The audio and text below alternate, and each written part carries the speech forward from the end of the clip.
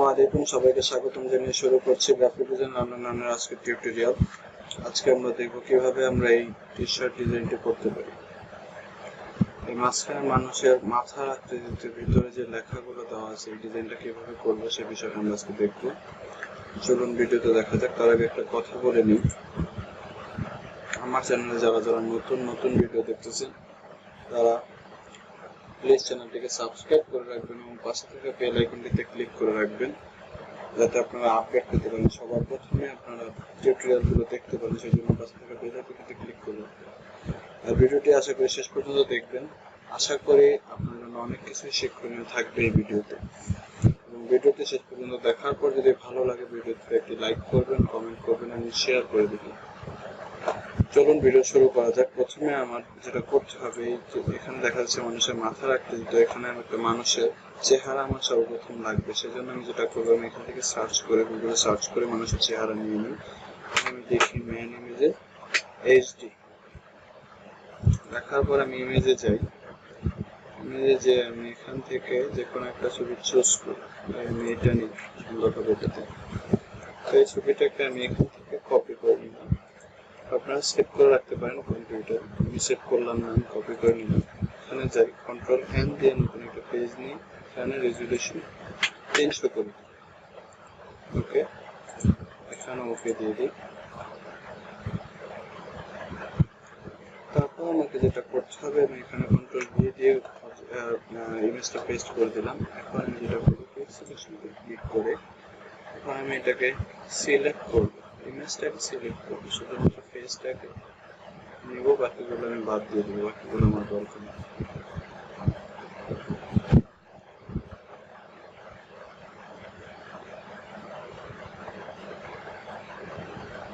ওকে, যখন আমার সিলেকশন হয়ে গেল, আমি এখান থেকে রিফাইন এডজ করে নেব। এখানে না থাকলে আপনারা এখানে সিলেক্টে যাবেন, সিলেক্ট থেকে রিফাইন এডজ। ওকে, এখানে স্মার্ট রেডিয়াস অন করে দিবেন, চেক করে দেবেন এবং এখানে 10 px দিবেন। ওকে, তারপর আমি যেটা করব, কিবোর্ড থেকে Ctrl+J চাপবো, তাহলে একটা কপি নতুন লেয়ার হবে, কপি লেয়ার। তো এই যে মোটামুটি আমার লেয়ারটা চলে আসছে। তো আমি এখন যেটা করব, কিবোর্ড থেকে Ctrl+Shift+U চাপবো, তো এটা কালারটা চলে যাবে। এটাকে আমি Ctrl+J দিয়ে আরেকটা কপি করে রাখি। এটা হচ্ছে আমার মেইন কপি এবং এটা হচ্ছে আমার ডুপ্লিকেট কপি। তো এখন আমি যেটা করব, এটাকে আমি ব্লার করে দেব। ব্লার করার জন্য আমি এটাকে সিলেক্ট করা অবস্থায় ফিল্টারে যাব, ব্লার, গাসিয়ান ব্লার। ওকে, এখানে রেডিয়াস থাকবে 3 পিক্সেলস। ওকে দিয়ে দেব। তারপর এই লেয়ারটাকে আমি নিচে নিয়ে আসি। এখন এটাকে আমি এটা সিলেক্ট থাকা অবস্থায় আমি এই অপশনে ক্লিক করব। এখানে ক্লিক করার পর আমি আমি ডুপ্লিকেট লেয়ার করব। ওকে, এখানে নিউ দেব আর এখানে লিখে দেব হচ্ছে দিস প্লেসমেন্ট। ওকে, এখন আমি ওকে করে দিলাম। তো আরেকটা পেজে চলে আসবে। আর এখানে এখন যেটা করব, আমি যে কাজটা এখন করব, সেজন্য আমার যেটা করতে হবে, আমি একটা পেজ নিয়ে নতুন করে একটা লেয়ার নিলাম। তো লেয়ারটি নেওয়ার পর এখন আমি এটাকে কালো কালার করে দিব। তো এখানে দেখেন ফোরগ্রাউন্ড কালার ব্ল্যাক আছে, সেহেতু আপনি অল্টার চেপে কিবোর্ডের ডিলিট বাটন প্রেস করুন, তো পিছনে কালো চলে আসবে অটোমেটিকলি। তো আসার পর এখন আমি যেটা করব, আমি এখান থেকে ক্রপ টুলে ক্লিক করব। ক্রপ টুলে ক্লিক করার পর এখানে 1000x1000 দেব, দুটো পাশে 1000x1000। দেখেন আমার দেওয়াই আছে 1000x1000। তো এখন আমি ওকে করে দেব। ওকে, এন্টার চেপে আমি ওকে করে দিলাম। তো আমরা এন্টার চাপলাম, এখানে চেক করে দেব। ওকে, হ্যাঁ, মোটামুটি ডান, আমাদের কাজ মোটামুটি হলো। তো এখন আমি যেটা করব, এখানে দেখে যে এই ডিসপ্লেসমেন্ট, এটাকে আমি সেভ করব Ctrl+S দিয়ে। তারপর এটাকে আমি ডেস্কটপে রেখে দিই। হ্যাঁ, ওকে করে দিই। এখন যেটা করব, আমি এখানে প্রথমে দেখা গেছে যে মূলত কাজগুলো হচ্ছে লেখা নিয়ে। তো এই লেখাগুলো আমি কিভাবে ঢুকাবো, এটা হচ্ছে বলে এটাকে ওয়ার্ড ক্লাউড। তো এটা আমি কিভাবে করব ওয়ার্ড ক্লাউড সেই বিষয়টা দেখবো। এখন চলুন আমরা আগে লেখাগুলোকে এইভাবে সাজিয়ে নিয়ে আসি। তো সেই জন্য যেটা করতে হবে, আমি এখান থেকে লিখবো হচ্ছে ওয়ার্ড ক্লাউড জেনারেটর। তো ওয়ার্ড ক্লাউড জেনারেটর যাই, এখান থেকে free online word cloud generator and tag cloud creator, এই প্রথমটাতে আপনারা ক্লিক করবেন, অর্থাৎ wordclouds.com। এখানে ক্লিক করার পর আপনি চাইলে আপনার ইচ্ছা মতো আপনি যেই লেখা ইচ্ছা যেই লেখা খুশি সেই লেখাই দিতে পারেন। তো সেই জন্য আপনাকে লেখা অ্যাড করার জন্য যেটা করতে হবে, ফাইল থেকে আপনারা যাবেন হচ্ছে paste and type text, paste or type text. এখানে গিয়ে আপনারা টেক্সটটা টাইপ করে দেবেন। আমি আপনাদের দেখানোর জন্য টেক্সট নিয়ে আসতেছি, কিছু লেখা নিয়ে আসতেছি। আমি এই লেখাগুলোকে কপি করে আপাতত কপি করে এটাকে এখানে কন্ট্রোল ভি দিয়ে পেস্ট করে দিলাম, অ্যাপ্লাই।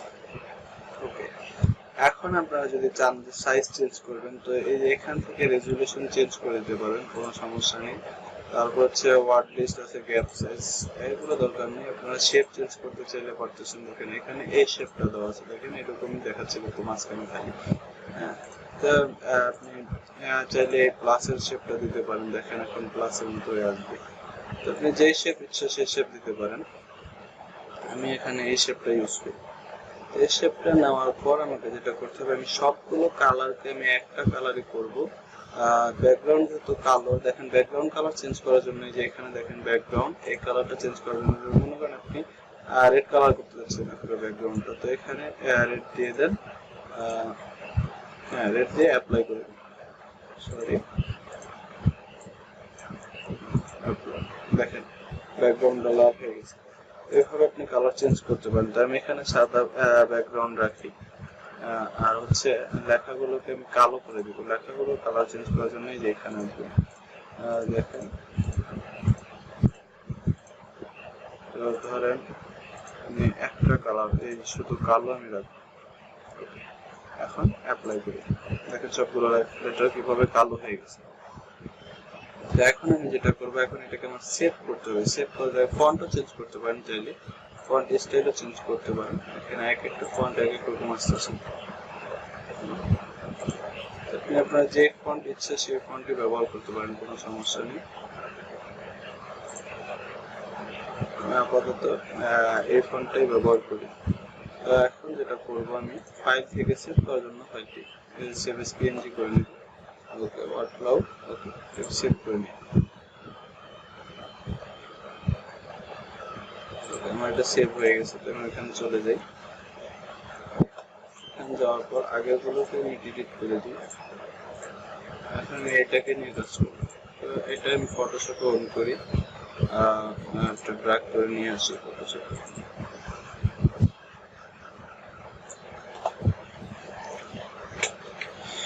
তো নিয়ে আসলাম। এখন আমি চ্যানেলসে যাব, চ্যানেলসে যাব, কন্ট্রোল চেপে এখানে ক্লিক করব, তারপর কন্ট্রোল শিফট আই ক্লিক করব। এরপর আমি লেয়ারে চলে যাব এবং কন্ট্রোল জে ক্লিক করব। পিছনেরটাকে আমি এই করে দিলাম, কেবল এটাকে হাইড করে দিলাম। তো আমার এই শুধু এই জিনিসটা লাগবে। এই জিনিসটা আমি কোথায় নেব? এই জিনিসটা আমি প্রথম অবজেক্ট এখানে নিয়ে আসলাম।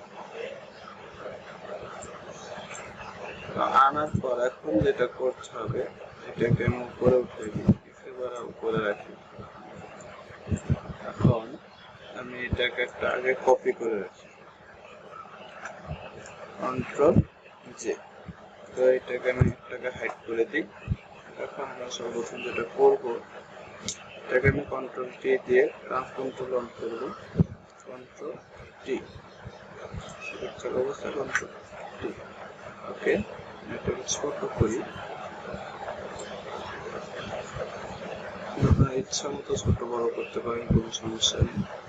তো আমি প্রথমে যেটা করবো, এটাতে আমি এন্টার চাপি। তো এটাতে আমি কিছু শ্যাডো অ্যাড করবো, কিছু ড্রপ শ্যাডো ইফেক্টটা দিব। তো এখান থেকে ড্রপ শ্যাডো ইফেক্ট এখানে 5 px, এখানে 5, ওকে করে দিই। তো এখন যেটা করবো, আমি এটাকে দিলাম এইভাবে। তো এটাকে কন্ট্রোল জে দিয়ে আরেকটা কপি করে নিই, এর পাশে দিই, এটাকে আমি ঘুরিয়ে দিই, ঘুরিয়ে দিলাম। ওকে, এটাকে আবার কপি করি, এটাকে আমি লক করে নেব কাগজ ছবি রাখছি। কন্ট্রোল জে দিয়ে কপি করলাম, কপি করে এখানে দিয়ে দিই, এটাকে একটা কপি করি, কন্ট্রোল জে,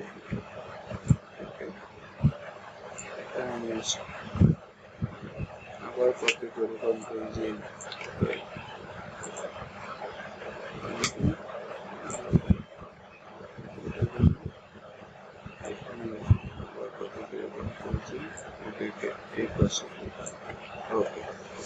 মোটামুটি হয়ে গেছে। তো এখন আমি যেটা করব, আমি এই সবগুলো লেয়ারকে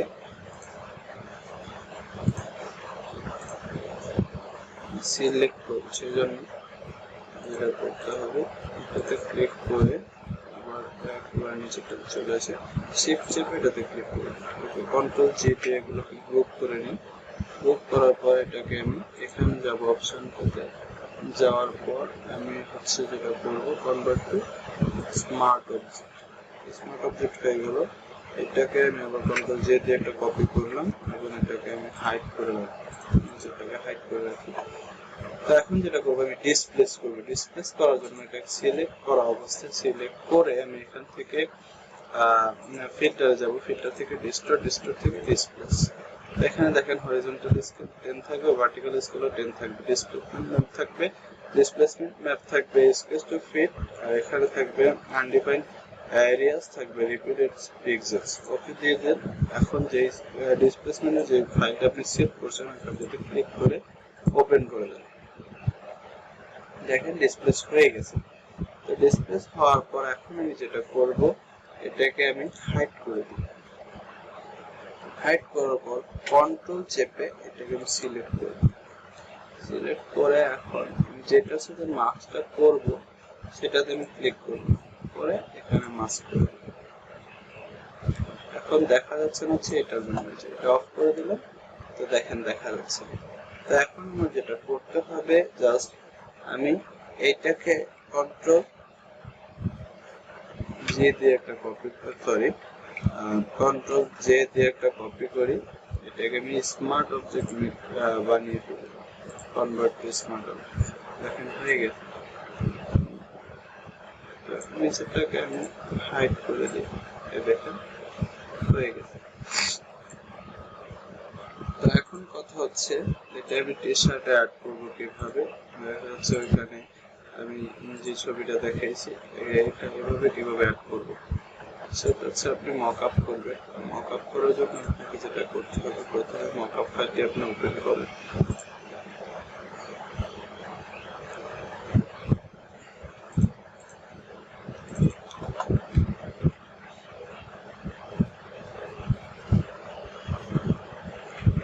ফাইলটি ওপেন করার পর আমার যেটা করতে হবে,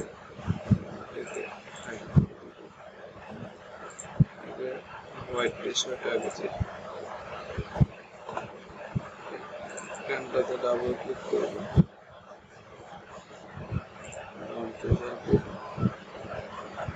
এখন আমি যেটা করবো, এখানে আমার ফাইলটা নিয়ে আসতে হবে।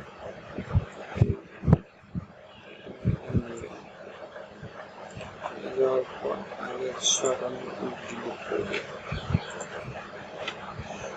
এটাকে রেখে কন্ট্রোল টি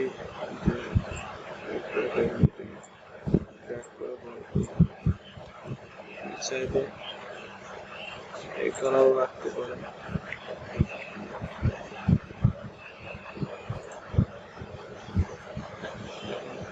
চাইলে এরকম রাখতে পারেন, আবার কালার অ্যাড করতে পারেন। কালার অ্যাড করার জন্য যেটা করতে হবে, আপনি এখান থেকে অ্যাসিস্ট্যান্ট কালার ওয়ার্ড করেন, রেড কালার রাখতে পারেন, সেট করে এখানে যান, যদি আপনি ইচ্ছা মতো বাড়ায় কমা নিতে পারেন, কোনো সমস্যা নেই।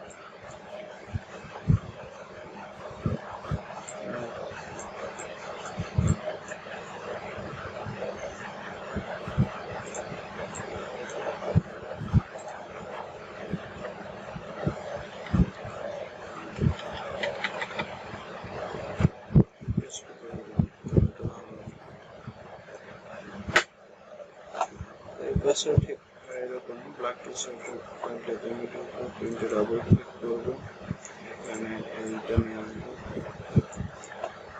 আর এগুলোকে ডিলিট করে দেবো। এখান থেকে চলো এটা জন্য এই কালার সেট করতে দেবো, সব করে দেখতে পারি এরকম দেখায়, মোটামুটি ভালো দেখাচ্ছে। এখানে শুধু হালকা বড় করে দেবো।